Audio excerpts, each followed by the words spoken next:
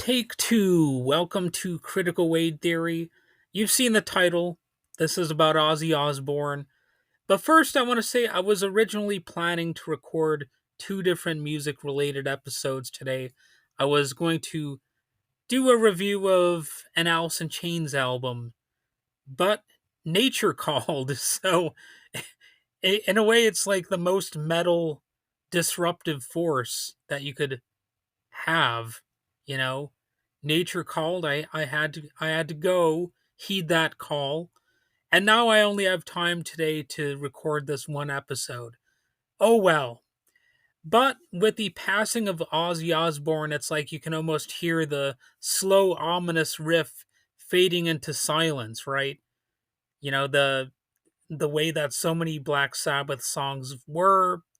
Then again, they also kind of, in a way, invented speed metal because, Tony Iommi had some faster riffs as well. And there are just so many great Black Sabbath songs. And John Michael Ozzy Osbourne was born on December 3rd, 1948, in Birmingham, England. And he died recently, of course. And with him, a monumental chapter of rock history closes. Ozzy wasn't just the Prince of Darkness, he was like heavy metal's beating, chaotic heart. Maybe like heavy metal's lovable mascot or something like that, you know? For over 5 decades, he screamed, laughed, and staggered his way through every storm, and somehow kept coming back louder, funnier, and stranger than before. So, will he rise from the grave? Probably not. Probably not.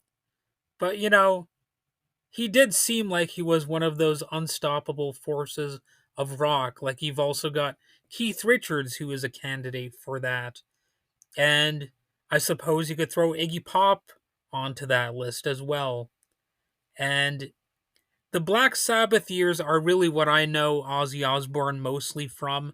I can't say that I've ever been the hugest listener of his solo work, although I do appreciate some of that era as well.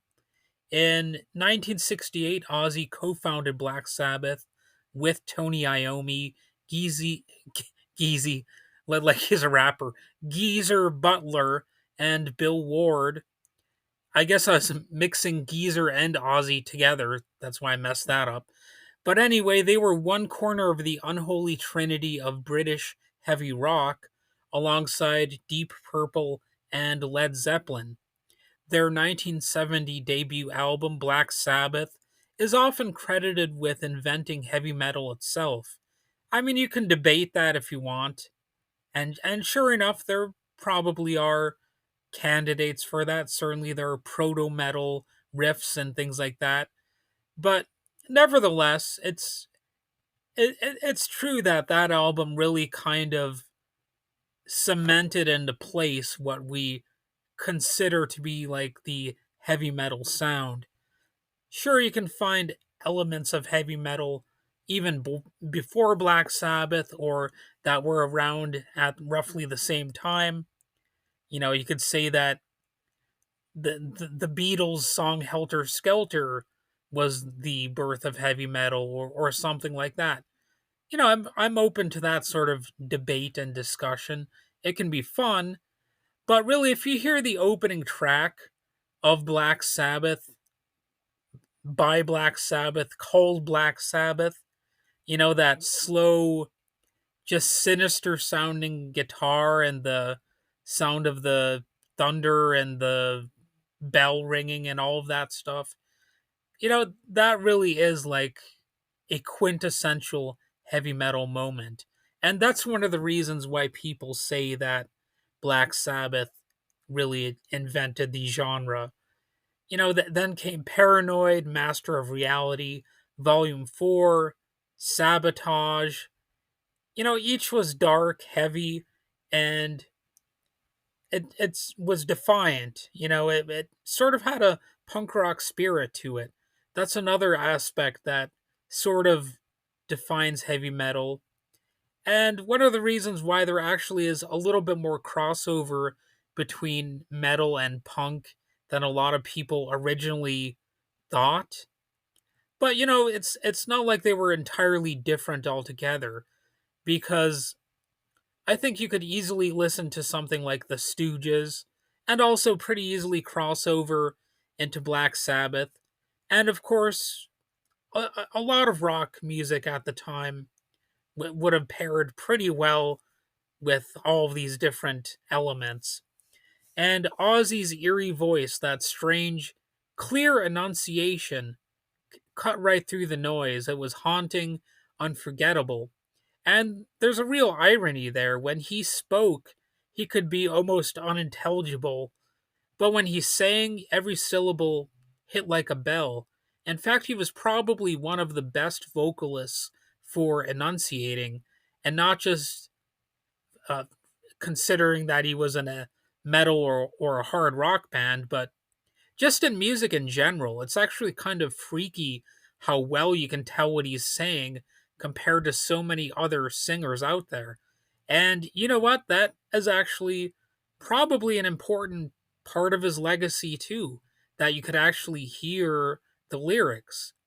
It really not only helped get the message across, but it sort of helped the listener better appreciate the skill of the singer, because if you're listening to a singer or a rapper, and I guess they might be mumbling a little bit, or they get a little emotional and you can't quite make out the words, well, it can still be impactful, but it might be a little bit more forgettable.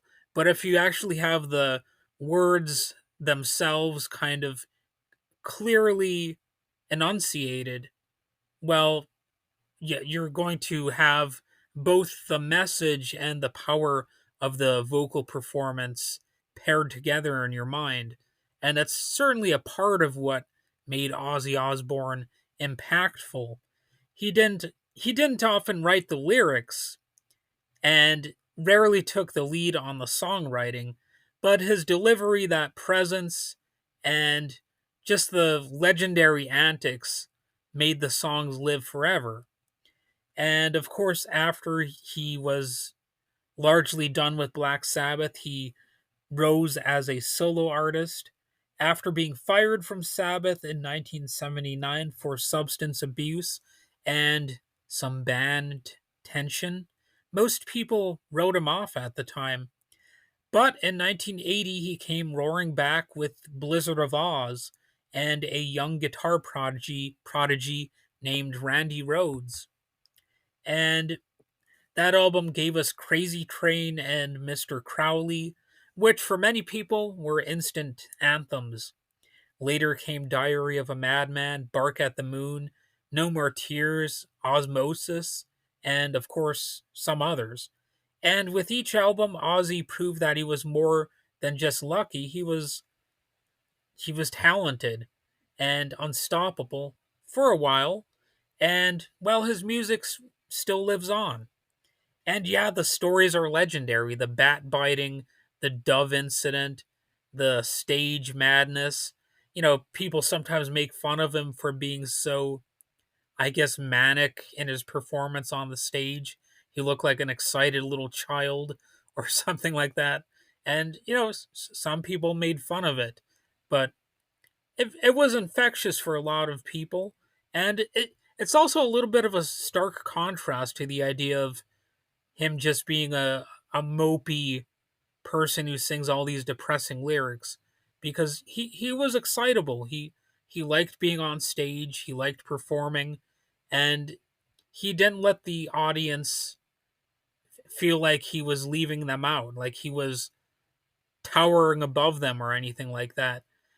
By being kind of goofy and lovable, it was sort of an endearing quality that people in the crowd identified with. And some of the legend was real, and he no doubt has a complicated legacy for that reason. That like his some of his madness was real. you know then there's all kinds of stories you might read. But behind it all was someone who seemed oddly self aware, sometimes sweet, a man who played the villain because he knew that people needed one. And that's why they call him the Prince of Darkness, and he seemed to accept that label. The nickname stuck, and that title always came with a little bit of a wink. Ozzy mixed horror and humor in a way. For some people he was terrifying and hilarious in the same breath. The the uh the old timers out there, when they first heard things like heavy metal and punk rock, they thought it was going to be the collapse of civilization itself. Yet, if you knew anything about Ozzy Osbourne, with his antics on stage, you knew that there was some humor involved. And I guess you could say the same thing about like Alice Cooper or Screamin' Jay Hawkins or any number of shock rockers. There's usually some humor involved in that. Offstage, friends and family say he was kind, generous, and deeply human. And that contradiction, the darkness and the laughter, became his brand, and they were sort of magical. And of course, he had the Osbournes, the show on MTV that was from 2002 to 2005. It turned Ozzy into a pop culture phenomenon even more than he was. He was sort of a bumbling, foul-mouthed dad yelling at the dogs, and it made him relatable to millions who had never heard Paranoid in their lives. And I've got a bit of a personal story to tell. I'll keep the person anonymous, but I know that at one point she was living in the dorms at the prestigious Finlandia University, which I attended and graduated from in 2005. But anyway, somebody at one point stole her DVDs of the Osbournes, and she was very distraught about it. She loved that show, and she called the cops and all that. And you know, she seemed really upset about it, and not just because her trust was violated and all of that kind of stuff, but it was really her connection to that show. So it kind of made me respect the Osbournes a little bit more, because even though I wasn't a huge fan of reality TV, and I'm still not, I still sometimes remember that this lady that I vaguely knew, she really did care about that show. And it kind of reminds me that, even though we like to shrug off TV shows and movies sometimes, some of the stuff really has some profound meaning for some people. They are emotionally attached to this material.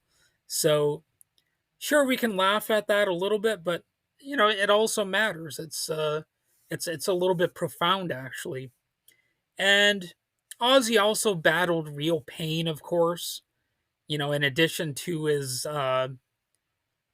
substance abuse problems, there was Parkinson's. He had surgeries, certain injuries, but he kept recording. You know, close to the end, he was probably still having projects in the works. Or the album Ordinary Man was released in 2020. Patient Number 9 in 2022. Both earned critical praise. I can't say I've listened to them, to be honest, but people seem to like him.